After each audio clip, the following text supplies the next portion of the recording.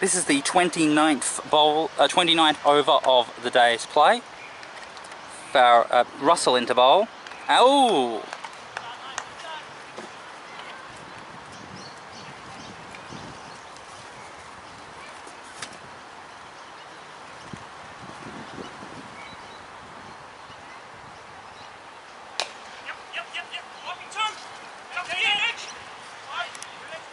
And they get the 1 run there.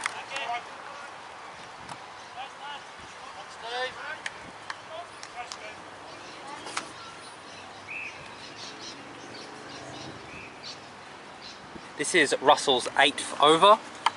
That's quite a long spell. He's bowled very well. And a big shot down into the mid-wicket region. Oh, it's holding up.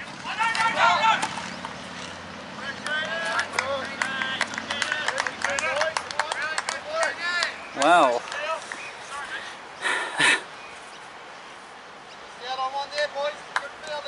the batsman seems to be a bit exhausted. Russell into bowl, and it's plotted.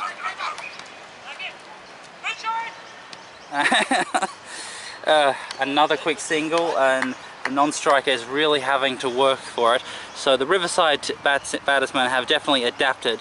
They've realised that the boundary balls are not happening, that they aren't able to hit away, and so they need to get the runs where they are available. Oh, it's a big shot!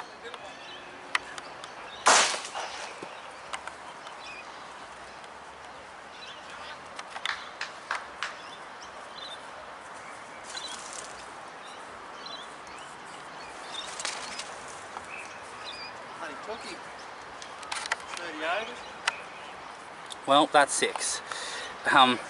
Slammed, you heard hear the noise as it slammed into the childcare centre end.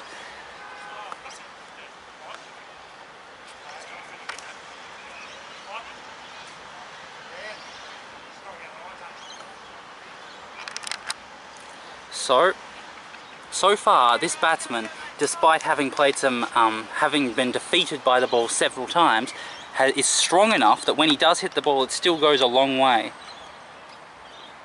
Ooh. End of the over. It's 99 for none. So this is the 30th over of the innings. The run rate is pushed up now. It's from 3 to 3.3. And it's a late cut, and it's beaten over the heads of the fielder and the covers, and they only get the 1 run.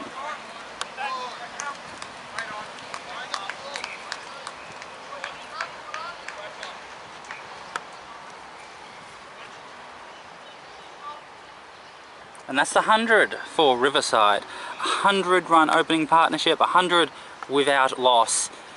So it's been an amazing batting performance from these two. Very expertly done. Oh!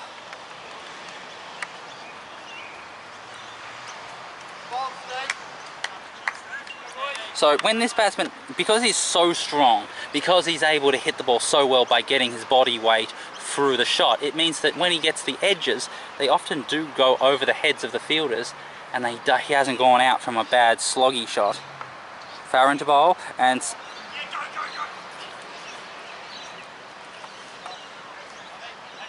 down the leg side for 1 run there. So in the end, he hasn't gone out from a sloggy shot because the edges have not been so short that they've been able to carry to a fielder. Instead, they've gone over the fielder's heads, and then his big shot actually goes for a boundary. Ooh, inside edge. So it's a bit disappointing for Diamond Creek. They've bowled really well, really well. They've gotten a lot of half chances and quarter chances and fifth chances, but in the end, they have not been able to produce the performances, the events that would lead to a wicket being taken. Far into bowl, and leg glanced down to fine leg, and the fielder at mid-wicket runs around and collects it. And that's a half century.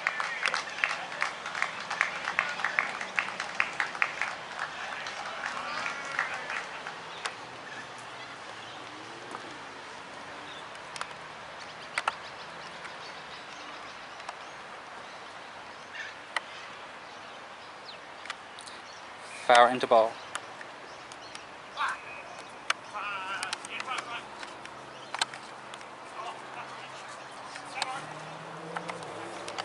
And that's buys. Just the one buy. End of the over.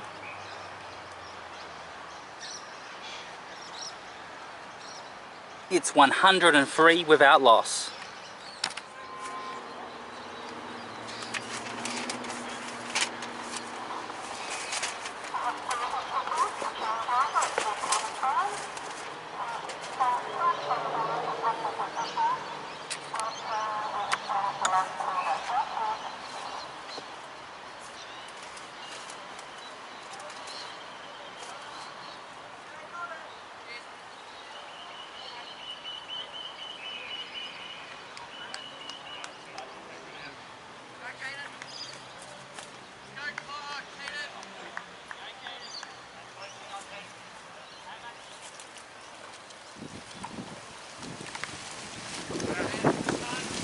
So Jaden to bowl from the childcare centre end.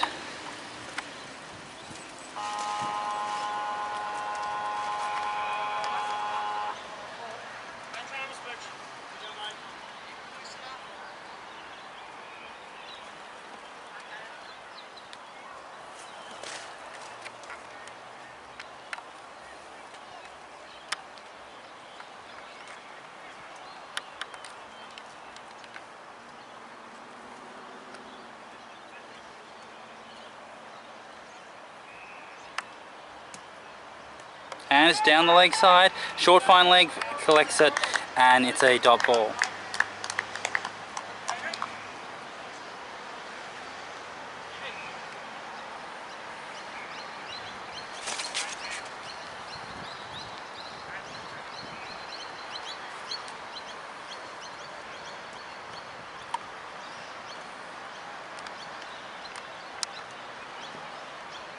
And blocked.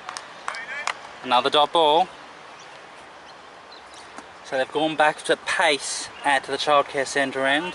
Very good stuff from Russell to bowl so many overs, to get so many little quarter chances and half chances, but in the end he wasn't able to actually provide the chance where Diamond Creek 2 could have taken a wicket. There was nothing that actually was edged to the fielder, nothing like that, no threatening the stumps. Into bowl.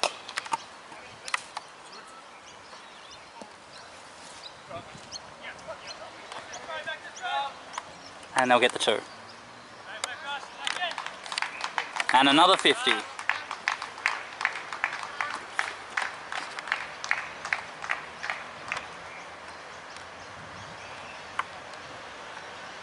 Despite giving away many chances throughout his innings, he has held strong, he has kept his concentration, and now he has a half century to his name.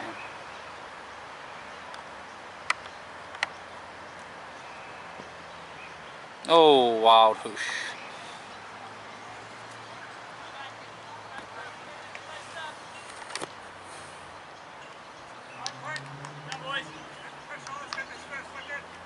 So, now that they've both got their half centuries, now that there's a 100-run opening partnership, this is the 31st over, they might well play for lunch. Into bowl. And it's a wild whoosh. Really ugly stuff there. End of the over, it's 105 for no loss. So there's a second change of the bowling.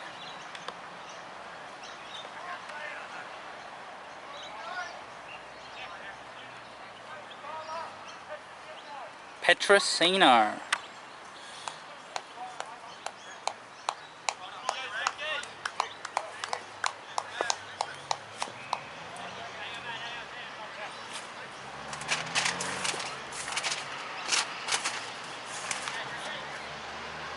Zach Petrosino.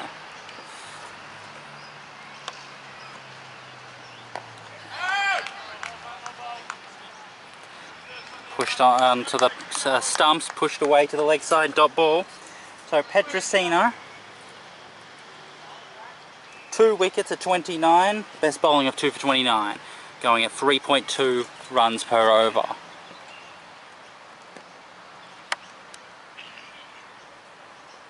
And it's an edge, but it's over the head of the gully, and the point fielder has to run around, and they just get the 1 run.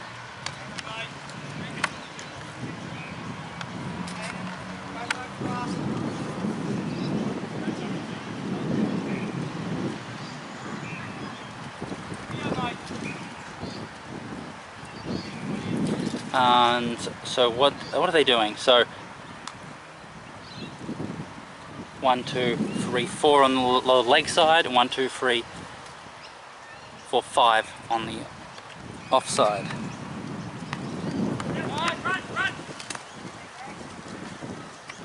And in the end, it was a thick outside, a thick edge, but unable to take the catch. 2 runs there. That's probably the closest they've come to a wicket. It was on the leg side, a huge swipe, leg lumpy, sloggy shot, and in the end the fielder at backwards square leg was unable to run around and get underneath it to take the catch. So a chance there for Diamond Creek.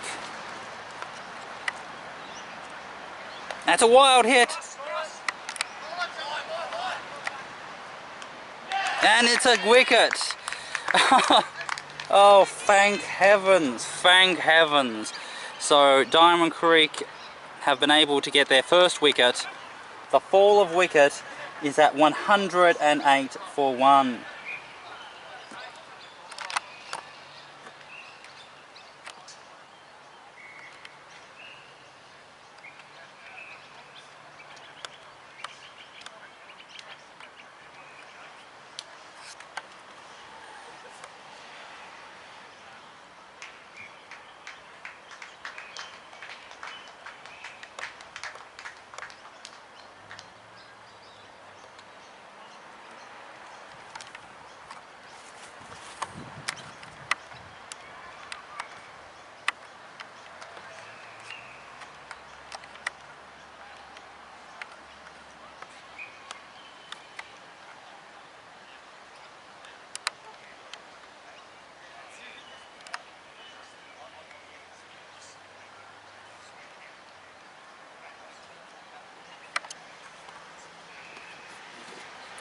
Well, that was well caught by the bowler.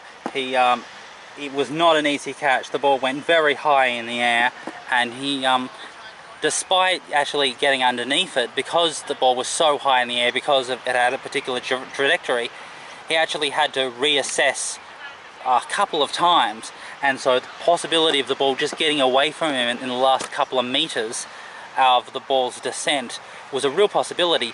But in the end, he was able to shift his body as he caught it and absorb all the pressure from it, and so in the end he took it pretty much as comfortably as you could possibly imagine.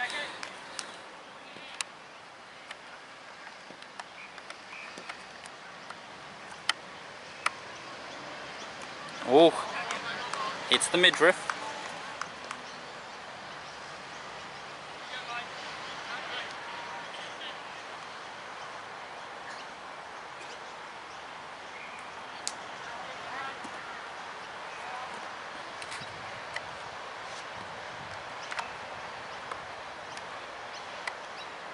And another one. A little bit of a inside edge into the pads. So a dot ball there. A wicket has fallen. It is 1 for 108. Okay, so this is the 33rd over.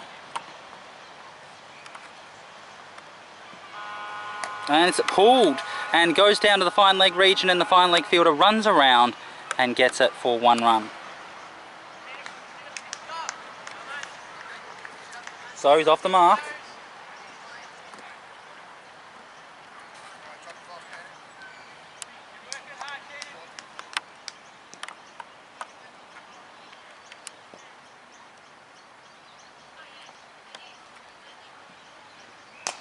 And it's pulled, and it goes through the gap between mid-on and mid-wicket, and they pick it up and they throw it in. They'll get the 2.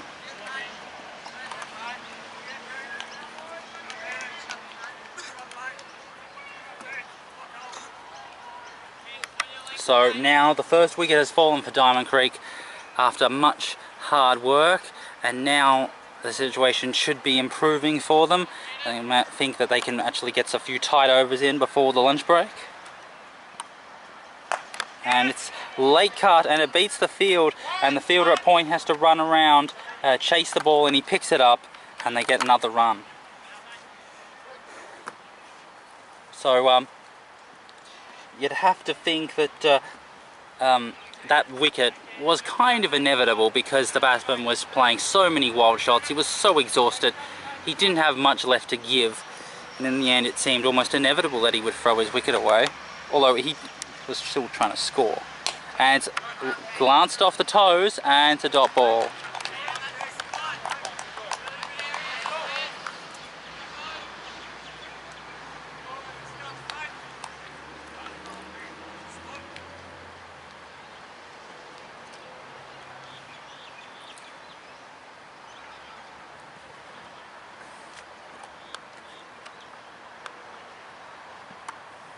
Oh, clean mould, clean mould.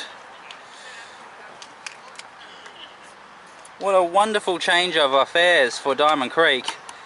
Another wicket.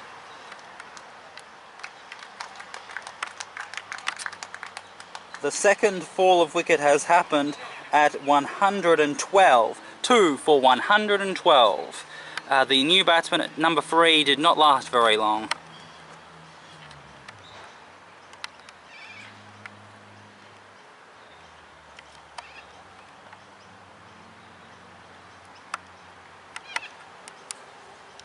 So that's the second huddle for Diamond Creek.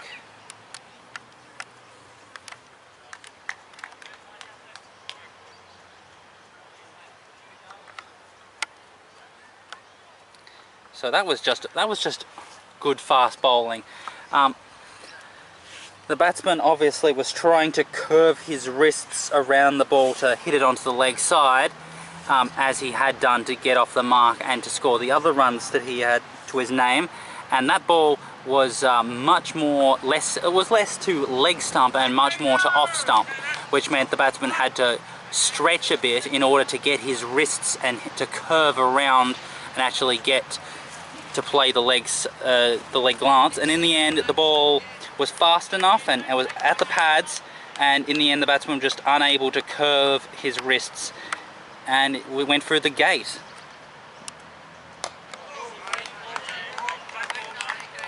And that's a successful over. It's 2 for 112.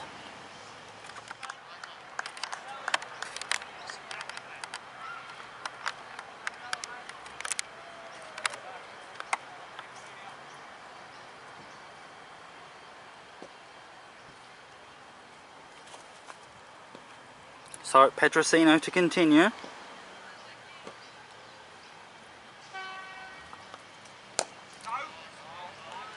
Was full outside the off stump. He went for the push shot, and in the end it went straight to the fielder at cover. Dot ball. Now this opener has just got to play out to lunch. This should be in terms of the amount of overs bowled, this is pretty much lunch right now. Oh, hits the pads, but stifled appeal.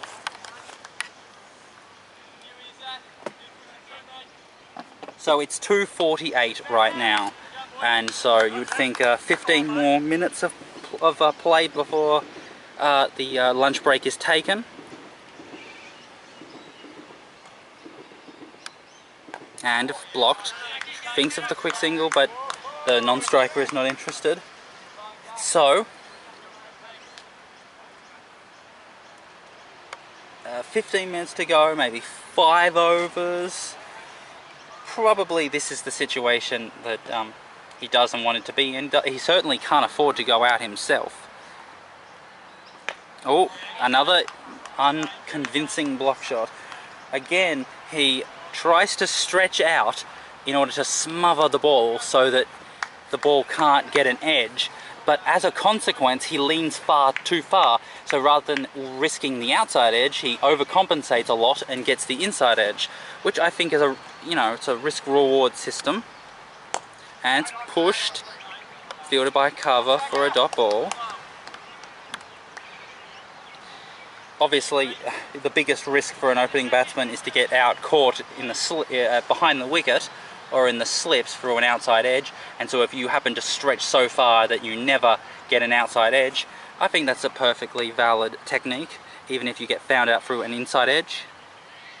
And oh, just as I said that, it's a leading outside edge going down to third man, and they're gonna just have the 1 run.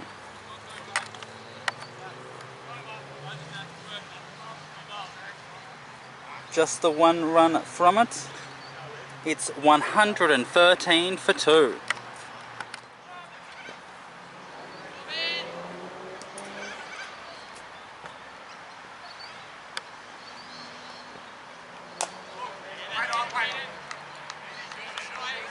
Stop ball.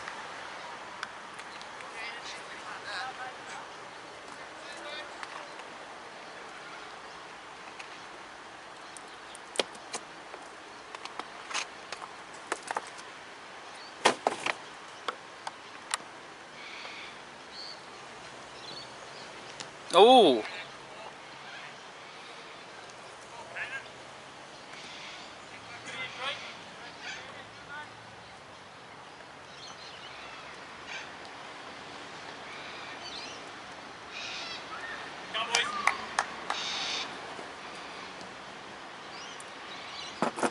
Comes into ball.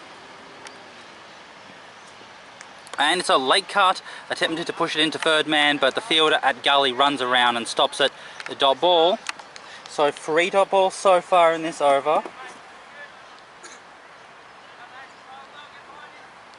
Good stuff.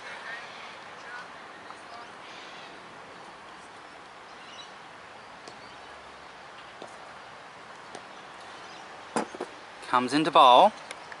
And it's late cut, and the fielder at point was unable to get it, so he has to run away and collects it, and they'll get 2 there.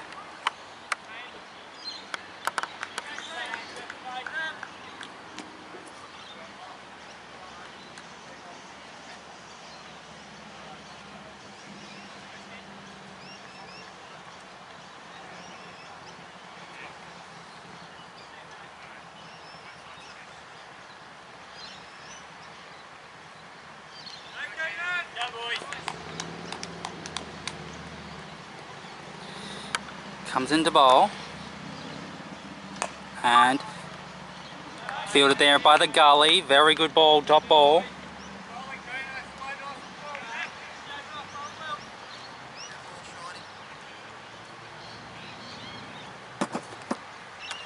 So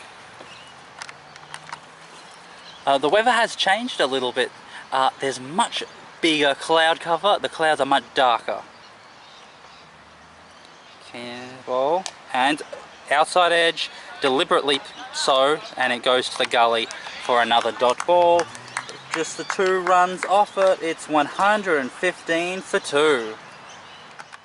Okay, so the new batsman is to face Petrosino, and a very good ball, nice and full. So it was a very interesting decision to change the bowlers up by David Ramsey after Russell and Farah had bowled very tight bowling but unable to take a wicket, to then swap them both. And it's aggressively driven straight to mid-off for a dot ball. But then the decision to not bring back either himself or Pearce means that you're bringing in the 5th and 6th bowling of your attack. And it's obviously a gamble. You have to decide what angle to take in terms of your strategy and how you're managing your bowlers. Petrosino into bowl, and it's another strong drive straight to mid-off for a dot ball. And so to bring in 2 medium fast bowlers rather than a slow bowler or a spinner, well, Farah was a slow bowler and Russell was a spinner, so then to switch back to pace at a time when there was none for 100 is a very big gamble. And it's a top edge, it's over the head of the point fielder, and it's going down to the point boundary, and the fielder collects it in, and they're going to get 2 there.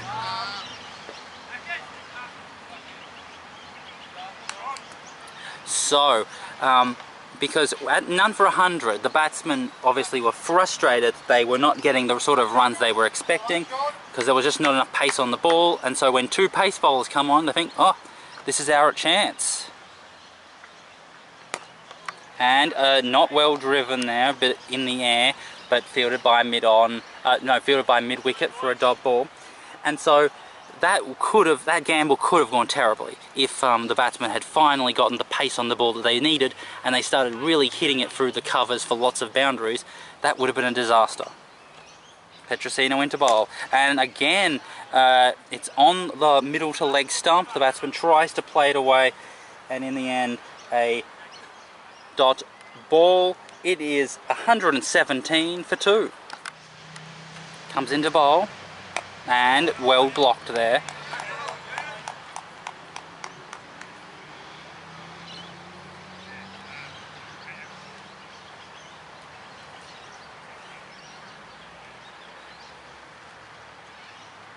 So, at the end of the 29th over, the score was 99.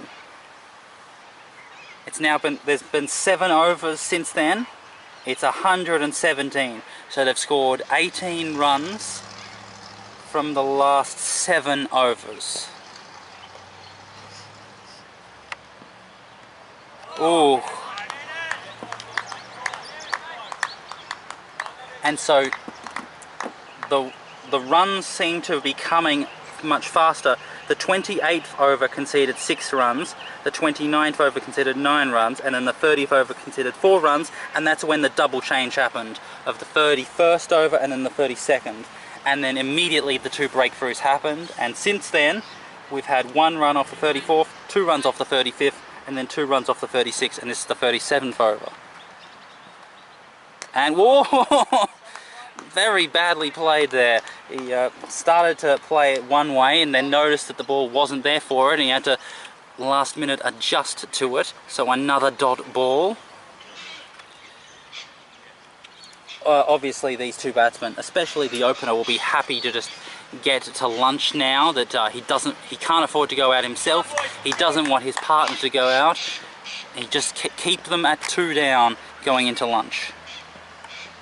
And another block shot.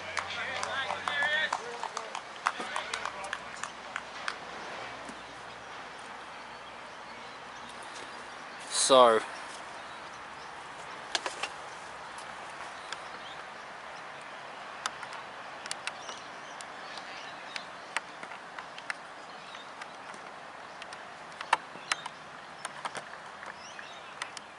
comes into bowl. Oh! Badly played. Tried to play, was short of a length, tried to play the pull shot, played it way too early. The ball was not there, and in the end he swung through the ball and it hit him near his back region.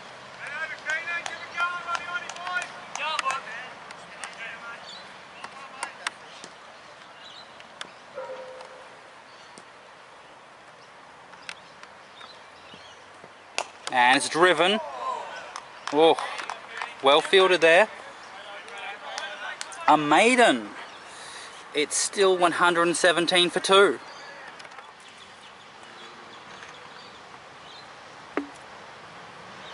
Into bowl is Petrosino. Tries to leg glance it, but straight to mid wicket. Dot ball. So it is now hit 3 o'clock. So they might be able to get a second over in after this one.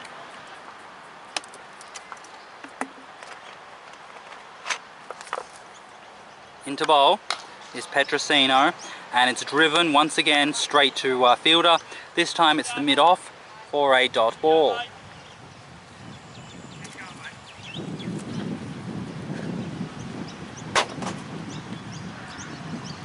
So the score has gone from 105 to 2 for 117.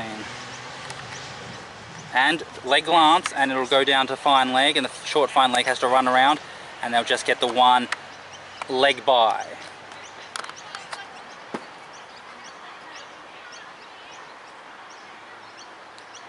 So with 105 after the 31st over, then 108 for 1, then 112 for 2, 113, 115, 117, 117. And now we're into the next over. And tries to leg glance it, and he does. He takes on the run, and they get the run there. So now with that leg by and that run, the score goes up to 119, and we're in the 38th over, so with about 38 overs, you'd think 38 overs to go by the time the lunch break is taken. Excuse me, sorry, 28 overs should be available after this after this lunch break is taken. So you would hope as a batting team to score a 4 runs and over, so getting 120 more runs, you'd be looking at a 250 score. But with only 2 wickets down, you would expect to want a 270 score. Comes into bowl, and it's tries to play the cut shot, thick bottom edge. In the end, drops down for a dot ball. End of the over. It's 119 for 2.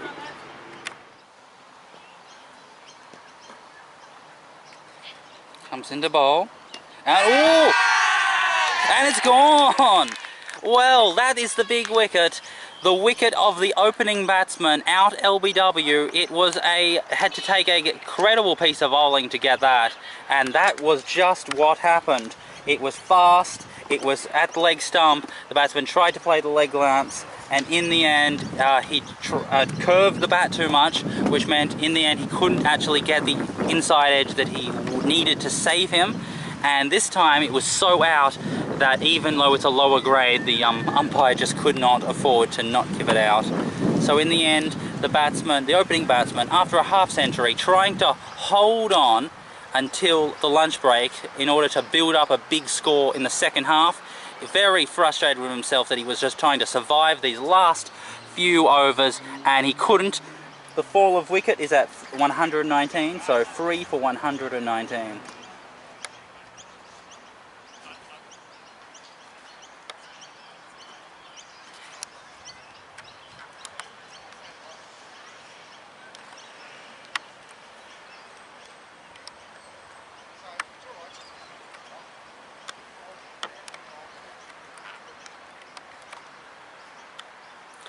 So the new batsmen are coming out of the middle, they're having a bit of a chat here. And the new batsman is going to mark out his crease. So suddenly the score has gone from being 108 for no loss to 119 for free. So the loss of 3 wickets for 11 runs. This has transformed the entire game, really. Suddenly, what exactly are Riverside going to do? Like, 2 new batsmen. We are right now at, and as a polite round of applause, this must be the captain. It's right on 5 minutes past 3, so lunch break is any moment now. What type of score can Riverside make at this situation? Oh, left alone there. So you would expect this would be the last over, so that would mean 39 runs in the first half, with the last 29 to be bowled after the lunch break.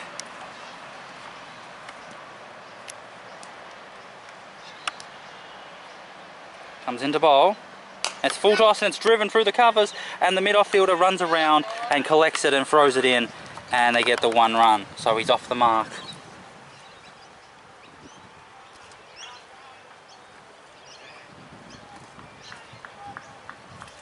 And off in the background at the lawn bowl area, you can hear some nice music.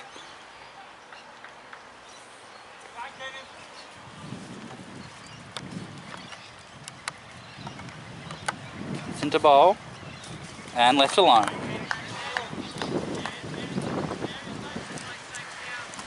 So it's been an amazing turnaround for Diamond Creek.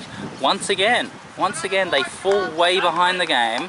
It looks really awful, and then suddenly they claw things back and they stay in the contest even though they're far behind the actual game in terms of team versus team. Into bowl and left alone.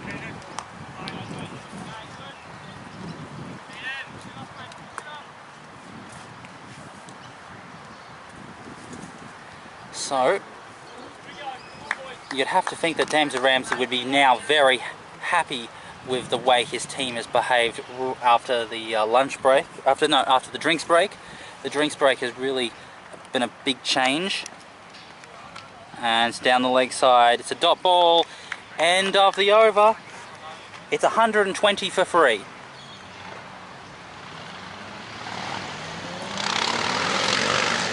And as you can see, the players are wandering off. It is time for the lunch break.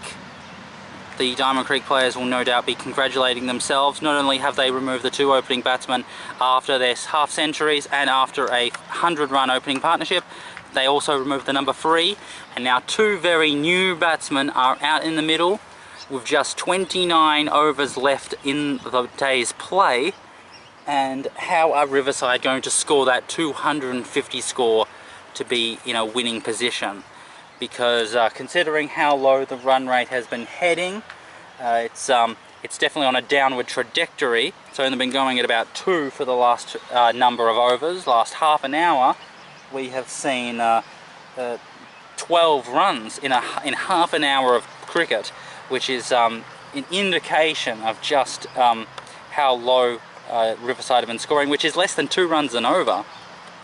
So can Diamond Creek recoup, get something to drink, get something to eat, and then come back and continue that really good work that they've been doing? Keep Riverside to be scoring about 2 runs per over, and then they will be in a wonderful position to really restrict this score, and maybe even keep it to around 200, which would be absolutely phenomenal. So it's time to take a break now. This is Channel 8, the local sports network in association with our partners Bizz 99.9 FM Substitute Radio. I am your host and commentator, Chukka Wilson. We are watching round 4 of the F2 division between Diamond Creek 2 and Riverside at the Mungrook Oval in the 2017-18 season. After the break, we'll see the second half of today's play. Until then, enjoy this clip show. We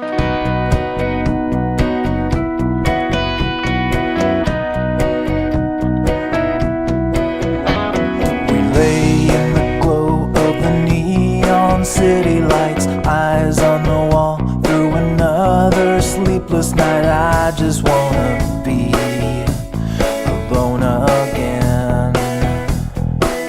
And I'm remembering I was a wreck when we met at the dollar store. I should have just made a run for the exit door. I was into you, but now I'm in too deep. I was over my head, but you said that I'm safer in your arms. I was over my head, so I fled to the comfort of your charms.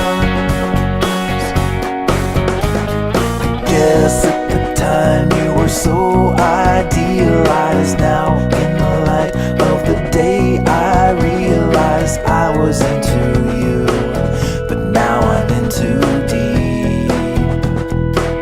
And now I think that it is sad that I had to get tangled in the wires of your snare. It's sad that we had to evaporate and vanish in the air. And I don't care if you go, I don't care if you go, I don't care if you up and walk away and just leave me with a wave in the dark.